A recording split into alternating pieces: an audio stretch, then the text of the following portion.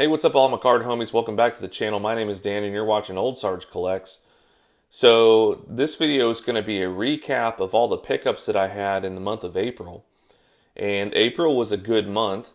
I picked up more bigger cards this month than I did in the previous months, where I picked up a lot of smaller cards. And so my goal this month was fewer of the smaller, cheaper cards and more of the bigger cards that were on my list. So I've got a list that I kind of go through, and anytime one of these cards that fits, my parameters of what I want a card to look like pops up on from the list, then I go for it. But anyway, let's go ahead and jump into this because I need to get through all these cards. But the first thing I want to show you happens to be, it's not cards, but it is some stamps. Now, why is this important? Why am I showing you stamps? So take a good look at these stamps.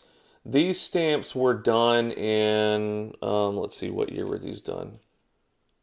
2007. And this is to commemorate the song Take Me Out to the Ball Game, which was written in the summer of 1908 by Jack Nonworth and set to music by Albert von Tilzer. For decades, the song's catchy chorus has been part of the musical tradition at ballparks around the country. Now, why am I showing you this set of stamps? Well, the reason why is because these set of stamps were, the image was used or taken from a very, very rare card. It's a trade card from the 1800s.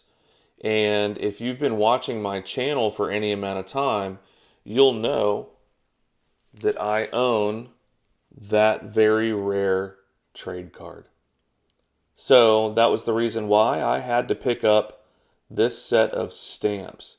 So this is an 1880s American Eagle Tobacco National League fine cut baseball card. And it is a trade card. There's some trade information on the back about the company. But yeah, so I thought this was a perfect complement to the card. Just really cool. All right, so that was the first pickup. Now let's go through some of the smaller cards here. And so to go along with my 1952 Bowman set, I'm going in numerical order. This is card number 3. You're going to see cards number, I think, 1 and 2. I think you'll see cards number 1 and 2 in this month's pickups. So here's card number 3. This is Fred Hutchinson. And have you ever heard of Mole Mulcahy, otherwise known as Hugh Mulcahy? So this is a 1940 play ball, and Hugh Mulcahy was the first Major League Baseball player that was drafted for World War II, and he was right in the middle of his prime, and so he missed the majority or all of his prime in baseball due to World War II. And in fact, he was like the ace right up until World War II hit. And then, and he was with the Phillies. He was the Phillies ace.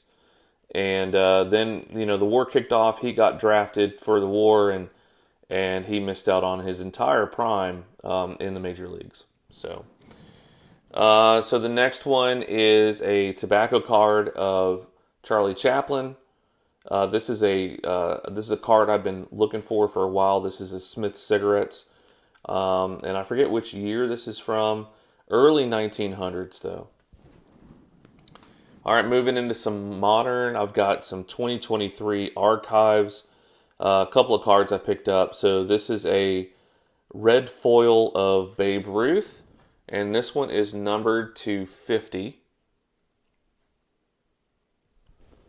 Then I've got a blue foil of Jackie Robinson. This one is numbered to 25. I've got a gold refractor. I believe this is a 2022. This is a 2022 gold refractor numbered out of 50 of Ty Cobb. So I had this card that wasn't numbered, and I wanted to get a gold refractor version of this card, kind of upgrade it. And so I really love that image of Ty Cobb on this card. And I picked up a 2022 Topps Gilded collection card of Roberto Clemente. It's a nice image. This one's numbered out of 99. I picked up a 1977 Manco of Star Wars, and you've got Darth Vader there. Kind of the size of a tobacco card. It's pretty cool. Here's the back of it.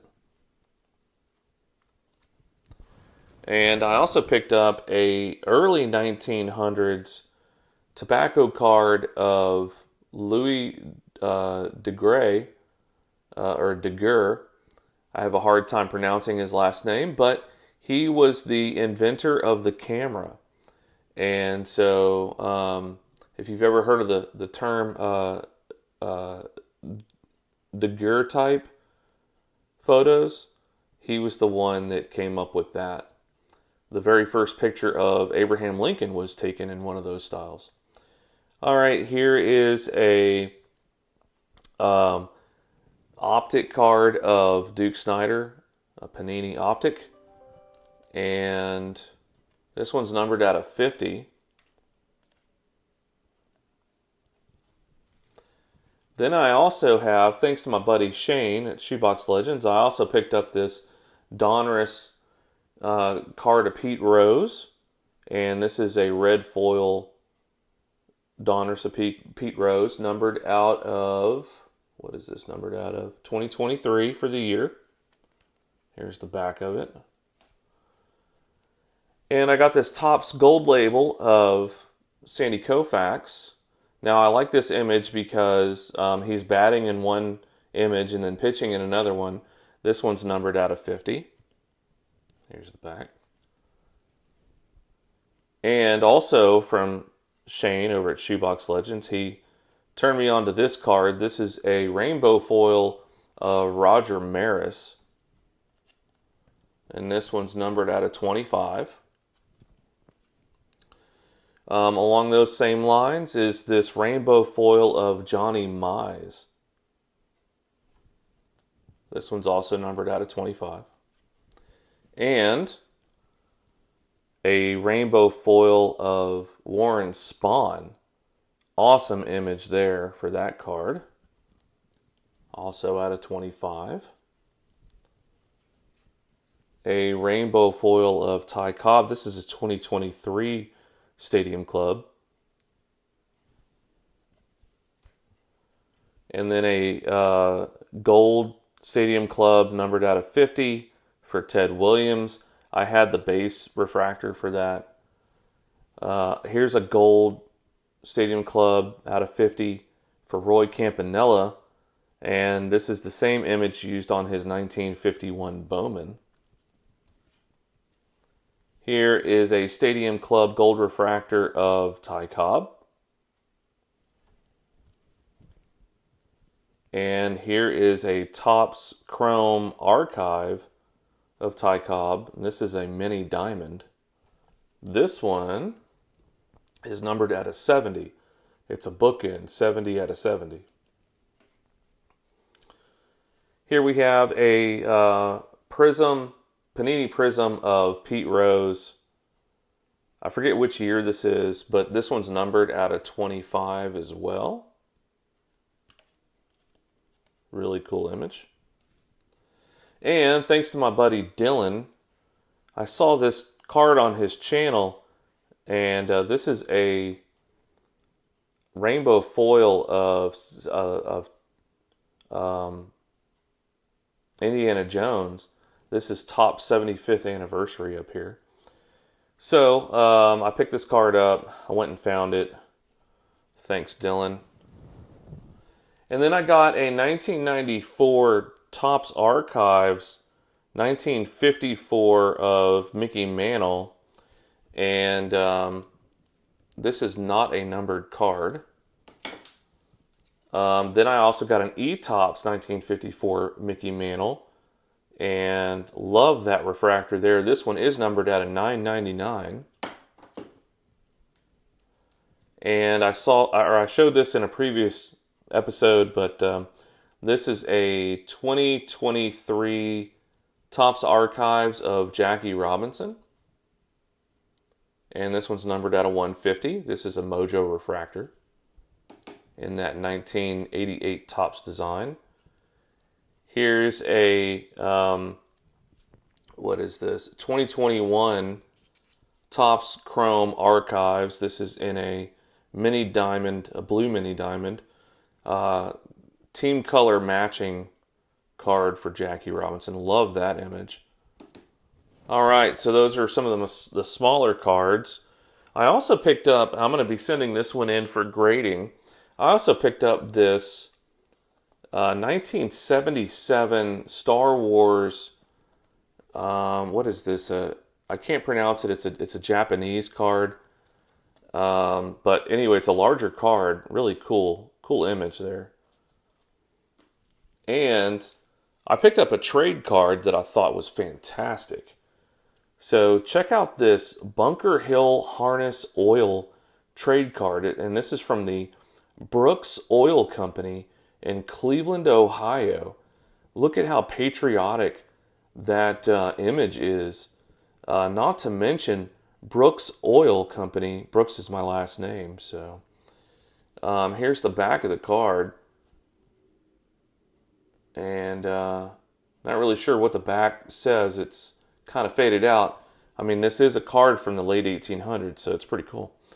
Then I got a Arbuckle card. So this is from 1890 something or 1880 something. So this is a Arbuckle coffee card, and the cool thing about that is it shows different sports and pastimes for America in the late 1800s.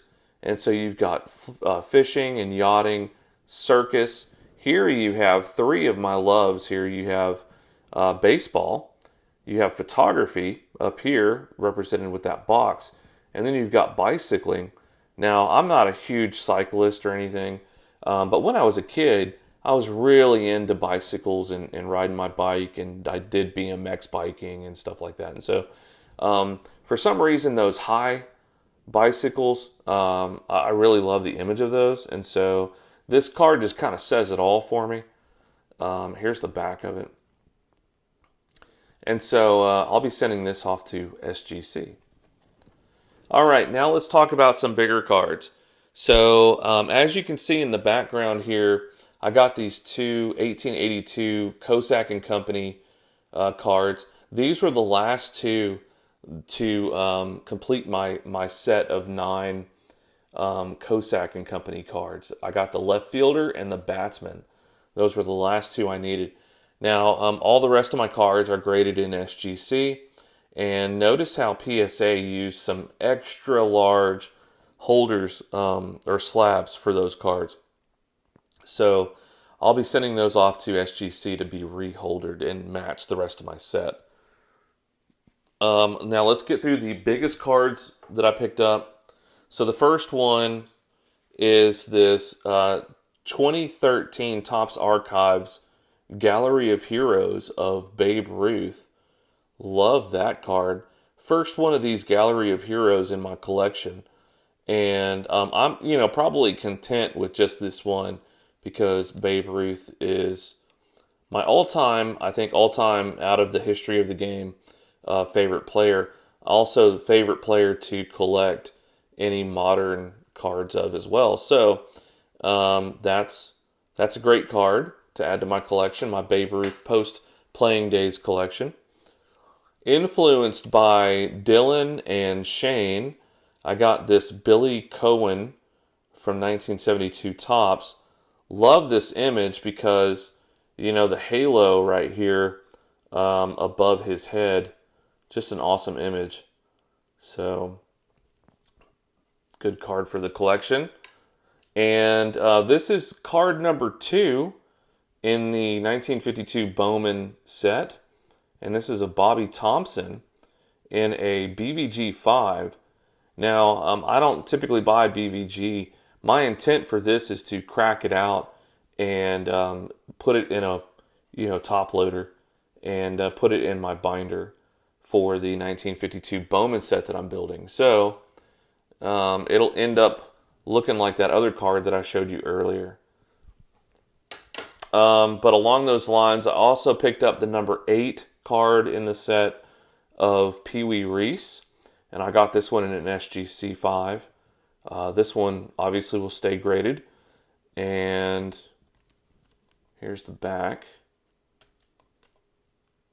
Nice looking card there.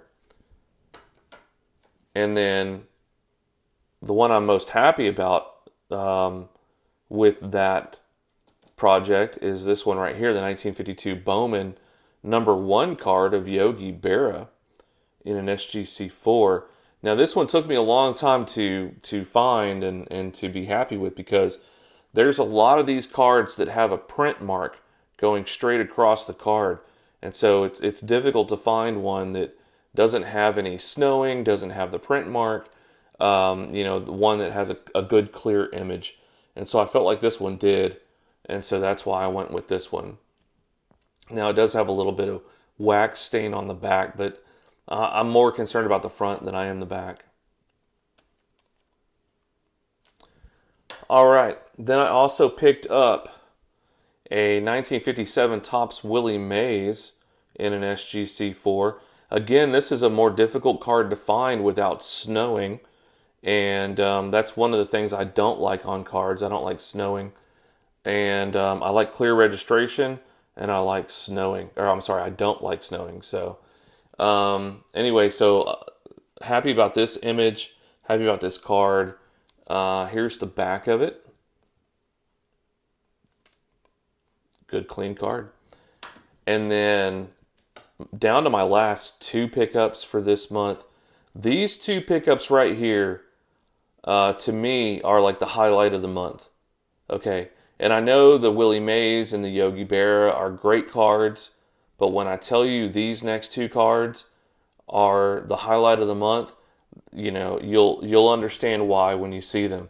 So the first one is this 1958 Hires Root Beer without a tab of Hank Aaron, and in an SGC 5. Now just check out that beautiful card. Such an amazing card. I love that image. I never thought that I would own this card, and when it came to the bidding, my minimal bid, or basically my max bid, let me say that, my max bid won the bid, so I was happy about that. But love the advertisement for Hires Root Beer on the back.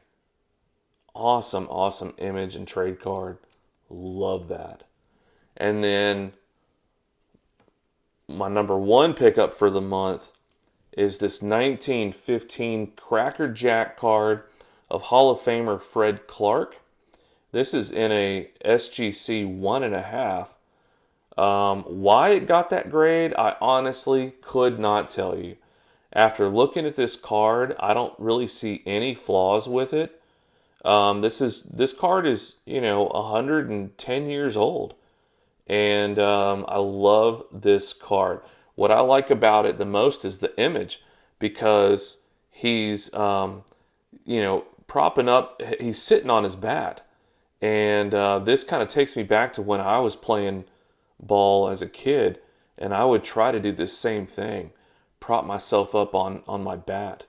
So it kind of takes me back to that.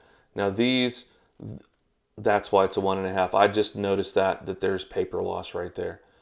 Either way, here the writing is reverse. It's upside down on the back of the card, which is common or typical for the 1915 Cracker Jack.